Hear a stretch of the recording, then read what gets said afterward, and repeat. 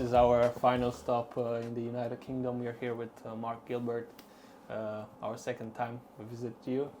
And 3 years since you've been using our products already.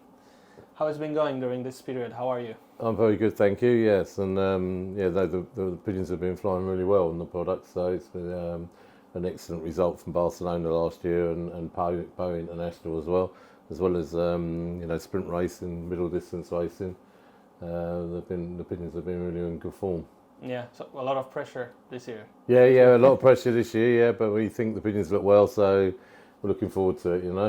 Yeah, I mean, with most of the fancier that we visit, we ask them to present themselves. You're one of the most known fancier we also visited, so that's why last year we just jumped in to hear more about the pigeon that came back from Barcelona. Yeah. But as we covered lots of your stuff in the last video, presented a lot of stuff, wanted to take a different perspective in this video. We wanted to go back in history and ask, how did you actually start to raise pigeons? Right. And to take us through the whole story till the present. Yeah, I mean, I started racing pigeons when I was about 14. My dad kept the pigeons, and I joined him, and well, not as a partner, but just I was in love with the pigeons the day I met them, and so I raced with my dad initially, and one of our best results. We weren't obviously that good then, and. So I remember being my best result was a 6th club, I think, in 1 year. So we started slowly, really, and but our passion was always a long distance racing. And I think when I was 16, one of my most memorable performances was Pau, which is like 560 miles to us. Is around locally in the clubs, not many people could fly that distance. And so we went out of our way to try 1/16 to try and get a pigeon from Pau National, and I think we were 233rd open, so it wasn't a great performance, but it was to us then. And I still remember that feeling when that pigeon dropped, and from actually getting the pigeon home from that distance. And so my passion's always been long distance racing, really, and it's only recently in the last 4 or 5 years when I've retired and I had a good friend of mine that took over the stock loft that we decided to do sprint middle distance racing. Mm-hmm. Right, you have a picture right there with one of your results. Yeah. I mean, one of our best results early in my life was in 2004. Actually, we won the international from Dax. So it was against Belgium, France, Holland. There were 17,400 pigeons in the race. And there's a picture of me there looking a bit younger than I am now, and slimmer. So that was quite memorable. That was one of our best performances. We did win some national races before that, but that was the biggest performance that we had, the first international DAX.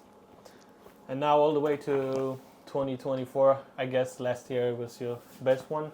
Yeah, one of the best. I mean, we did have a year where we won 5 out of the 6 international races in the UK. And the same year we were leading on the night, actually, 1st, 2nd and 4th international. We got beat by 3 night flyers in Holland, and that was a good year. But the best Barcelona performance was definitely last year. Yeah, incredible. How's that pigeon now? Yeah, that pigeon's she's with a good friend of mine, Hugo Battenberg, and we're doing some joint breeding. And I actually went over to handle it, and I mean, Hugo's brilliant with pigeons, and she's in excellent condition with him at the moment. So we're looking forward to it. I think the first pairing was with Jeff, the international winner from Barcelona. And I think she's just been paired with Lloyd Laureate, which was first international Pau last year. So she's having the best put to her. So hopefully we'll have some good breeding results in the future. Yeah, but you're still pushing, as you said, lots of pressure because in the end, what you're looking for is the first international one day. Yeah, I mean, that's obviously the ultimate dream. But it's it's like there's normally around 20,000 mutt pigeons in the race, and the Pyrenees, I don't know, it's difficult to get over them because if you direct it into the UK, you should go in them, or will they go over them? I don't know. Yeah. That pigeon must have gone over, I suppose, last year to be up there. It's hard. I mean, you have one of the, out of all the countries that fly, none flies, over the sea or channel. So it's a difficult race point for the UK pigeons, but look, I think it's possible. I mean, obviously, what she done last year to be sixth was shows it's possible. So I mean, but we need East in the win to win it. We just got to hope that you got the right pigeon on the right day, you know. Yeah, you gotta have a little bit of everything. Everything, yeah. So it'd be nice if we can do it though. Yeah. And tell me, how'd you get through the molting and breeding? You said you ain't been giving them too many products. No, not too many products doing the molt. We like them to, have they're quite healthy at the moment. I mean, we in the molt we use malting corn, and so we always use a malting corn which is a little bit higher in fat and protein than we would normally use in the racing season to get them through the molt. And then as soon as they're off through the molt or majorly through it, we put them on a little bit of malting with some 75% Dewey Plus, which is a lot lighter mixture, so we don't want the weight going on too much on the pigeons. So and then we're letting them out probably a couple of times a week then, just to keep their general health and fitness going. We do all the vaccinations in, like we vaccinate for paratyphus, paramoxide, pox. So we do all the vaccinations during the winter as well. And then when we do vaccinate, we do use your product, the animal fodder, yeah, afterwards, and we put them on about 7 days of that to help them through the vaccine. Do you do any treatments, or when was the last time you ever treated? Yeah, we haven't done any treatments for during the winter. No, we haven't done any treatments for anything. Well, I lied. We wormed them. We did worm them. We wormed them, and probably now they're just off their youngsters. We'll probably give them a canker course. Mm-hmm. And then and we don't do respiratory unless we have to. So if we see signs or things that don't look quite right in the loft, then we would give them a respiratory treatment. But everything's looking good at the moment, so we haven't seen any problems. I mean, so we start racing without trying to give any treatment for respiratory. And if we saw that we were majorly out of form and we weren't coming well, then we probably would respirate them. But we haven't been in that position for. But they normally come well straight away. Mm-hmm. So we haven't felt the necessity to use respiratory treatments. But if we saw the form drop, then probably we would put them on a respiratory course. But it hasn't happened in the last few years. It has happened in the past, and we have been able to get back the form by doing a respiratory treatment. I think sometimes you can't really see it. Yeah. So, but yeah, I mean, but we do start trying not to do anything, and then, if we think the form's really bad, we would probably do respiratory. But in the last, 5 or 6 years, we haven't felt the need to do it.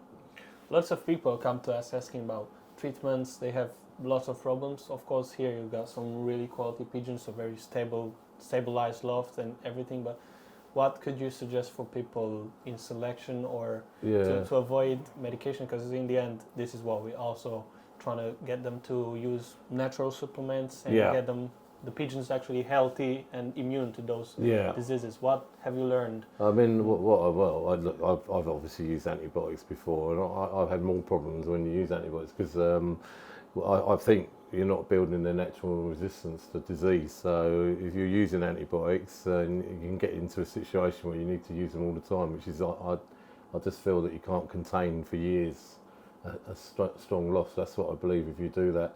So I think the best way is definitely in the winter nothing, and then you select them as you do for racing for health. If there's a pigeon that's having problems with its health all the time, then I think it needs to be eliminated. To be honest with you, because that's the way we do it, and then the products that I think you use for that getting that extra out of them, the extra health. Yeah. But they have to build their own immunity. Yeah. Otherwise, if you're using antibiotics, I think you probably need to use antibiotics all the time and products to recover them from the antibiotic. Yeah. For people, first of all, it's hard to understand that this is a few years process to select pigeons and so on.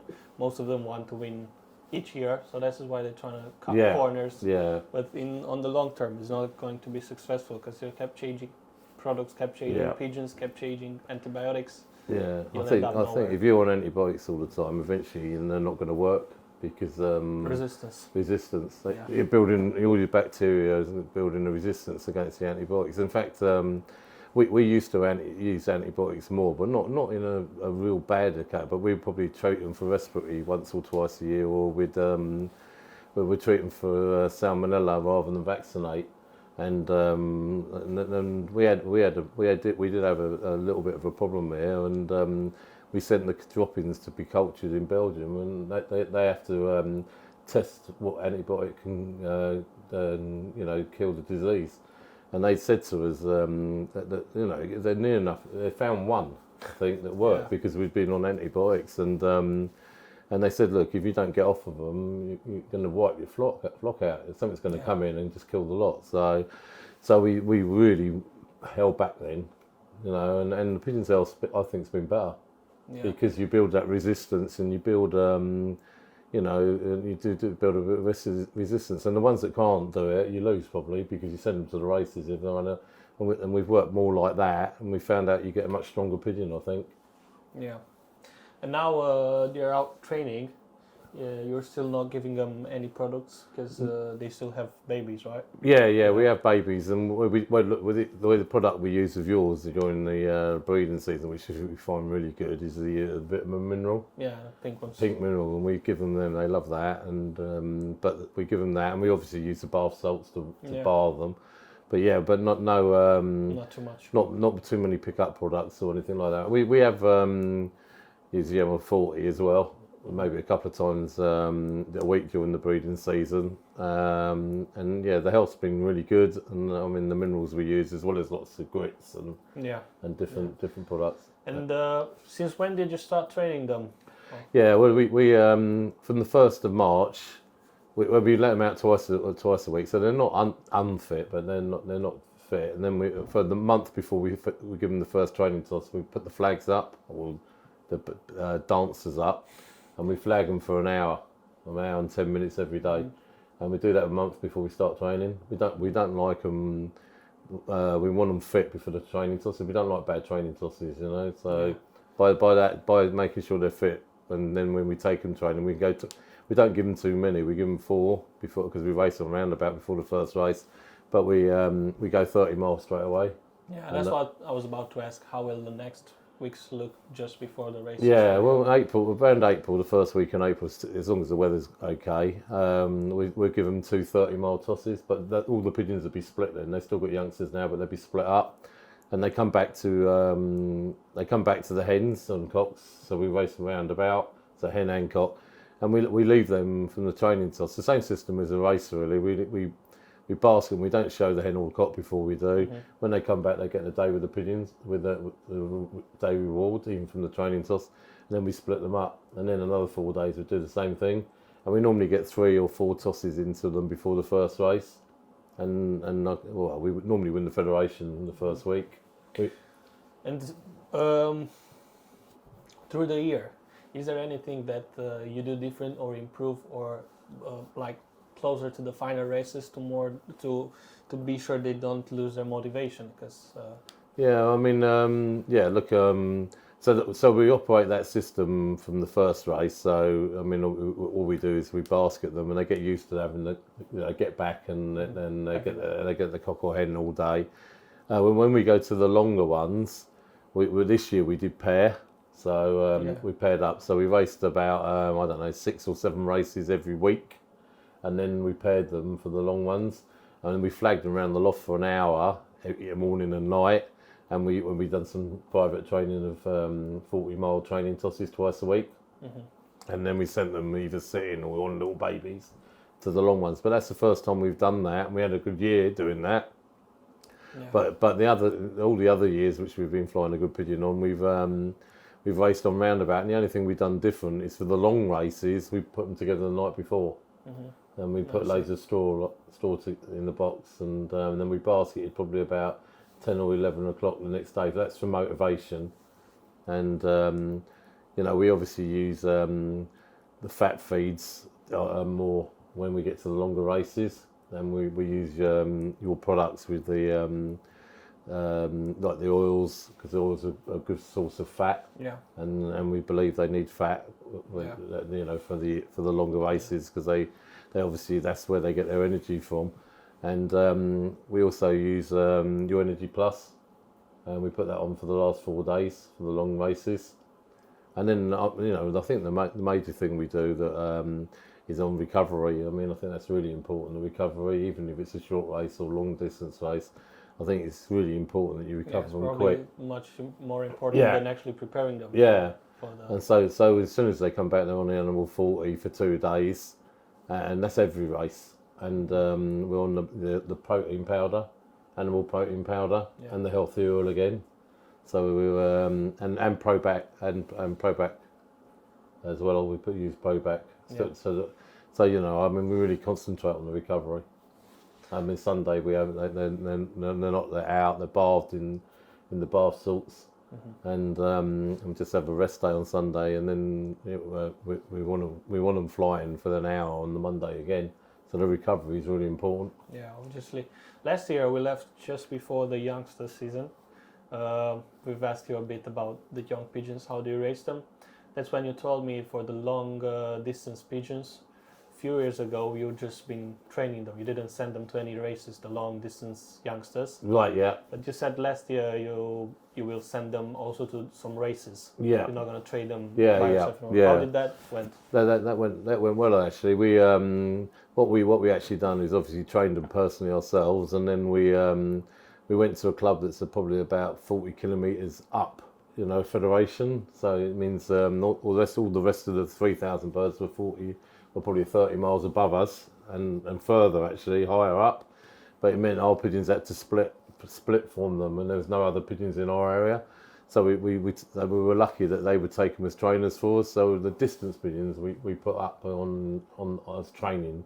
And we went with that federation, and they came well, but it made them think a lot more. They were coming in much smaller batches, and obviously going up with some of their pigeons as well and coming back. So it made them think a lot more. So we don't know whether that'll improve them, but we're quite happy with the way that it made them think a lot more.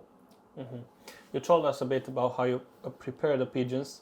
We've asked you last year as well, but you're also racing short and long distance. We want to ask you, what are the main differences when preparing the pigeons for 1 week races and then for 2 or 3 week races? What do you do different? Yeah, well, funny enough, we don't do a lot different. We feed the same corn, which is Superstar from Versalaga. We use their corn, and so that's the base mix. The only thing we do different is with the fat and the oil.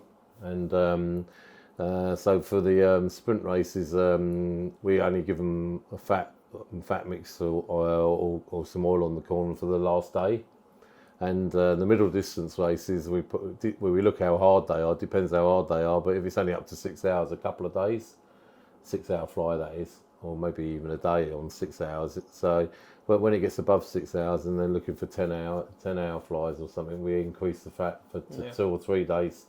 So that's the only difference with the actual with the actual preparation or corn, because they're all on the same recovery. They're all on the same. The Energy Plus we only use from the sprinters on the last day as well, and the middle distance for 2 or 3 days. So we just reduce the build up depending on how hard the race. But they all go out together. They all fly together twice a day. This time of year only an hour because it's still a little bit cold. But when we get going, we flag them, or we'll have the dances up twice a day for them. And but really, there's no difference. I mean, we give them as much corn, all of them. We do think that's important, because if you well, definitely on our system, it's important, because if you reduce the corn, they won't fly around the loft. They need that corn as energy to be able to do the fly for an hour. Yeah. So it's the main schedule, but with a few more days for recovery, a few more days for preparing the pigeons. Nice. A lot of people might have want to hear this. This year we might want to come here if you're available for one of your rivals. Yes. In the short distance, when you got lots of pigeons coming in. Yeah. And to finish it up, I want to ask everyone that's watching that wants to ask you something, to write in the comment section. Maybe in our next visit we can find more tricks. Yeah, no problem. That's fine. I mean, just ask the questions that you think's important, Yeah. and I'll answer them what we do. And I mean, on the shorter races, we only have we normally we have about 20 pair of pigeons for the shorter races, which we race in 2 federations. But so if you want to see a lot of pigeons coming, the first couple of 2 or 3 races before the national races will be the ones to come, because we send them all in just to get them fit for the first couple of races until we get the channel races. But on these, then after the 2 or 3 races, we prepared them. They go across the channel, and we just keep the sprint pigeons inland. Yeah. We have 2 programs. One's a national program across it from France, and the other one's in the UK. And you can only get up to about 200 miles in the UK. Yeah, we'll probably think of it and try to come over. Yeah. So thanks a lot again for becoming us. Thanks for all the suggestions and sharing with us everything. Thanks for watching. Make sure to write in the comment section if you got any questions, and we'll see you next time. Yeah, well, thank you. Bye. Bye-bye.